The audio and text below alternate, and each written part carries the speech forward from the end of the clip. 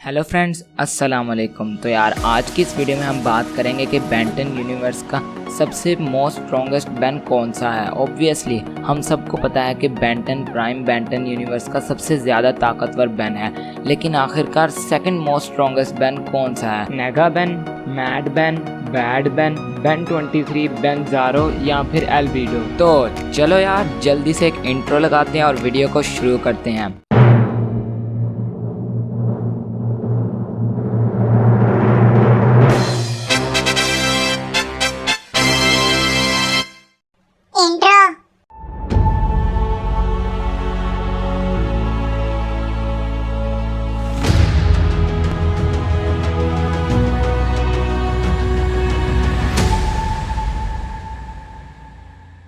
पहले हम बात करेंगे बेन 23 के बारे में। बेन 23 बिलोंग करता है डायमेंशन 23 से और उसकी टाइमलाइन में ग्रैंडपा मैक्स की डेथ हो जाती है विलगैक्स से लड़ते वक्त। बेन, ये मैसेज मिलते ही फोन करना। ओह, क्या वो ग्रैंडपा मैक्स थे? सालों हुए उनके बारे में सोचे हुए। और इसलिए बेन 23 को सही और गलत बताने वाला कोई नहीं था। अब देखो, बेन 23 अपनी टाइमलाइन में एक सुपरस्टार है और वो विलन से इसलिए फाइट करता था ताकि वो अपनी पॉपुलैरिटी को बरकरार रख सके, ना कि वो लोगों को बचा सके। और बेन 23 ने अपनी टाइमलाइन में किसी बड़े विलन से फाइट नहीं की। जब तुम अपनी डिमांड बढ़ाने में बिजी रहते हो, तब अगर विलगैक्स जैसा कोई दुश्मन हमला कर दे तो? ये नाम कभी सुना नहीं। जिसकी वजह से बेन 23 के पास फाइटिंग स्किल्स भी बहुत कम है। अब बात करते हैं मैड बेन की। मैड बेन मैड टाइमलाइन से बिलोंग करता है। मैड बेन की टाइमलाइन में एक दफ़ा एक एपोक्लिप्स आया था जिसमें मैड बेन को अपनी ओमनिट्रिक्स मिली थी और उसी एपोक्लिप्स में मैड बेन ने अपनी फैमिली को भी खो दिया था। मैड बेन गुस्से का बहुत तेज़ है। मैड बेन को गुस्सा बहुत जल्दी आ जाता है, जिसकी वजह से मैड बेन के एलियंस भी काफ़ी पावरफुल हो जाते हैं। लेकिन उसके गुस्से की वजह से मैड बेन कभी कभार गलत डिसीजन भी ले लेता है।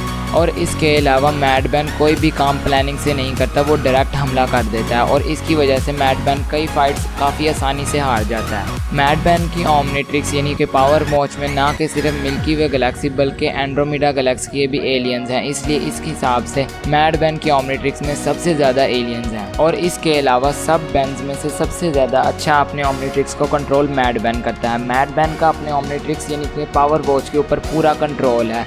मैड बेन जो भी एलियन सिलेक्ट करता है उसको वही एलियन मिलता है। मैड बेन की ओमनिट्रिक्स उसको कभी रॉन्ग एलियन नहीं देती। और इसके अलावा ये सबसे बड़ा एडवांटेज है मैड बेन का कि उसको कभी रॉन्ग एलियन नहीं मिलता। और जब भी मैड बेन कोई एलियन में ट्रांसफॉर्म होता है और वो उसकी पावर्स एंड एबिलिटीज़ को काफ़ी अच्छी तरह यूज़ करता है और उसको काफ़ी अच्छी तरह जानता भी है, लेकिन मैड बेन अपने तेज़ गुस्से की वजह से कभी कभार गलत डिसीजन भी ले लेता है, जिसकी वजह से वो कई फाइट्स भी आसानी से हार जाता है। अब बात करते हैं बैड बेन की। वैसे तो बैड बेन के बारे में ऑफिशियली इतना कुछ बताया नहीं गया, लेकिन फैन थ्योरीज के अकॉर्डिंग बैड बेन की जो टाइमलाइन है उसमें एजमत भी बुरा है और जो प्लम्बर्स की कम्युनिटी है वो भी बुरी है। बैड बेन तो बैड है ही, लेकिन जो विलगैक्स है वो इस टाइमलाइन का सुपर हीरो है।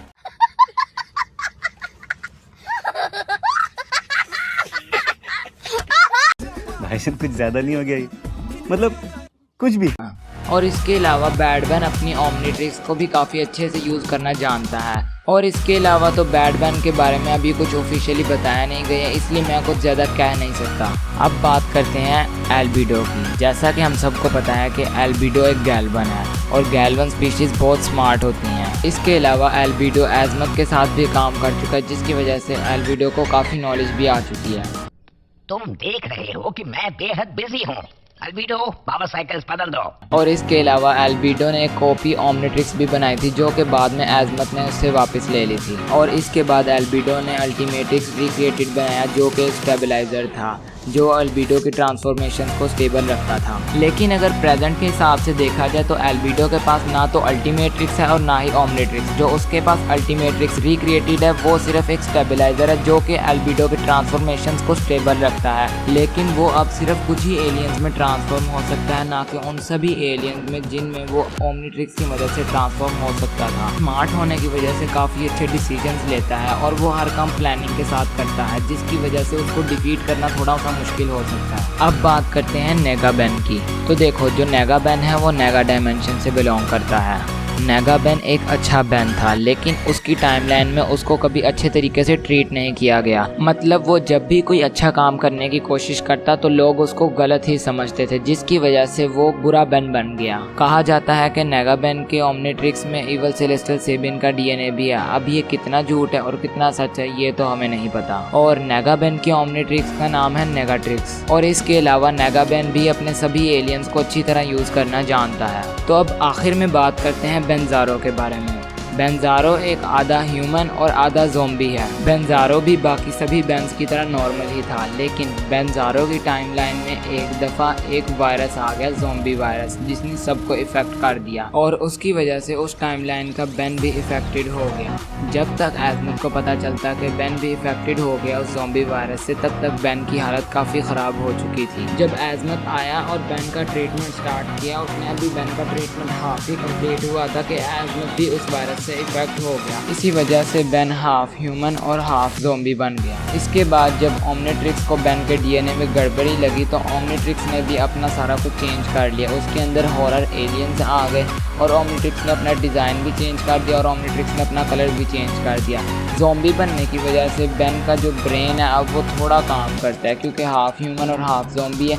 इस वजह से वो अपने ओमनिट्रिक्स को हाथ से नहीं बल्कि अपने सर से ऑपरेट करता है और कोई एलियन सिलेक्ट नहीं करता। ओमनिट्रिक्स ही उसको सिचुएशन के हिसाब से एलियन देता है, क्योंकि ओमनिट्रिक्स में एक फेल सेफ है। तो अब बात करते हैं कौन सा बेन सेकंड मोस्ट पावरफुल है। तो देखो यार, मेरे हिसाब से ना मुझे लगता है कि mad Ben second most powerful Ben है, क्योंकि एल्बिडो के पास एलियंस पूरे नहीं है, बेनजारो के पास दिमाग नहीं है, बैड बेन की हमें स्टोरी अच्छी तरह पता नहीं है, बेन 23 के पास एलियंस को यूज़ करने की अभी अच्छी तरह स्किल्स नहीं है। और अगर नेगा बेन को मैड बेन के साथ कंपेयर किया जाए तो देखो दोनों तकरीबन लेवल ही उतरते हैं, लेकिन मैड बेन यहाँ से आके चला जाता है कि उसको पावर वॉच यूज़ करने का काफ़ी अच्छा एक्सपीरियंस है और उसके पास एलियंस भी ज़्यादा है। और जब उसको गुस्सा आता है तो उसके एलियंस की पावर भी ज़्यादा हो जाती है। भले ही वो कहीं पर गलती कर जाता है, लेकिन गुस्से की वजह से और एलियंस पर अच्छा कंट्रोल होने की वजह से उसके ज़्यादा चांस बनते हैं कि वो ओपोनेंट को डिफीट कर सके। तो यार मेरे हिसाब से mad Ben second most powerful Ben है। आपके हिसाब से कौन सा बेन सेकंड मोस्ट पावरफुल है मुझे कमेंट में बताओ।